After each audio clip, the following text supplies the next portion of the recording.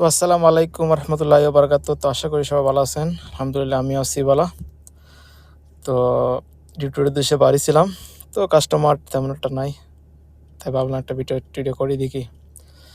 তো বসা ছিলাম, কিছুক্ষণ ভিডিও করি দেখি কী হয়। তো কাজ কামের অবস্থা খুবই খারাপ ট্যাক্সিতে বর্তমানে। তো বসে রয়েছি, এখন কিছুটা ঘোরাঘুরি করবো দেখি, একটা বুকিং টিকিং পাইনি। এই হলো ট্যাক্সির অবস্থা বর্তমানের।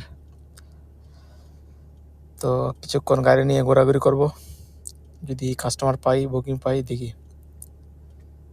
তো কিছুক্ষণ ঘুরতেছি, কোনো বুকিং নাই। তারপরে সবাই বাড়ি ঘরের ভিতরেই থাকে ম্যাক্সিমাম টাইম।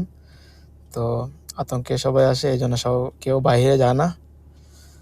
তো আমিও প্রতিদিনের মতো ডিউটি করতেছি। তো ডিউটিতেই আছি, বর্তমান ডিউটি করতেছি। তো দুবাইয়ের অবস্থা সব কিছু নর্মালি আছে, কিন্তু কাজের অবস্থা তেমন একটা ভালো না। অফিস, স্কুল, কলেজ যাই আছে সব কিছু বন্ধ আছে বর্তমানে, যার কারণে মানুষ এতটা বাইরে দিতেছে না। প্রয়োজন ছাড়া মানে কেউ আর বাইরে যায় না। বিশেষ করে যারা চাকরিজীবী তারা অনেকেই ঘরে বসেই অনেক কাজ সম্পন্ন করেন, আর যারা অফিস আদালত করেন তারা মোটামুটি নিজস্ব গাড়ি নিয়ে যান, মাঝে মধ্যে ট্যাক্সিও বুকিং করেন। তো আপাতত আমাদের কাজের অবস্থা খুবই খারাপ, ট্যাক্সিতে বর্তমানে কাজ নেই বললেই চলে। তো এই হলো দুবাই ট্যাক্সির বর্তমানের অবস্থা। তো আমি প্রতিদিনই ডিউটি করি, যতটুকু পারি, কষ্ট হয় তারপরে করতেছি, কারণ সিচুয়েশন তো সবসময় সেম থাকবে না। আজকে হোক কালকে হোক সিচুয়েশন আবার ফিরে আসবে, ভালো হবে। তো আবার আগের মতন হবে ইনশাল্লাহ।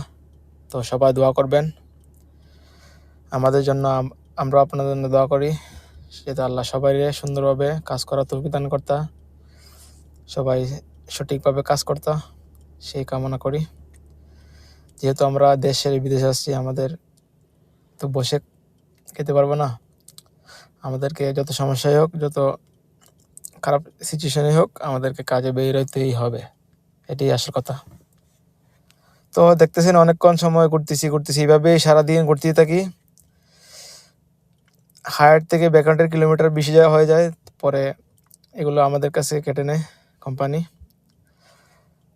তো এগুলো সাময়িক সময়ের জন্য হইতেছে, আশা করি পরবর্তীতে আবার ভালো হয়ে যাবে সব কিছু। দোয়া করবেন, সবাই ভালো থাকবেন, সুস্থ থাকবেন। আল্লাহ হাফেজ।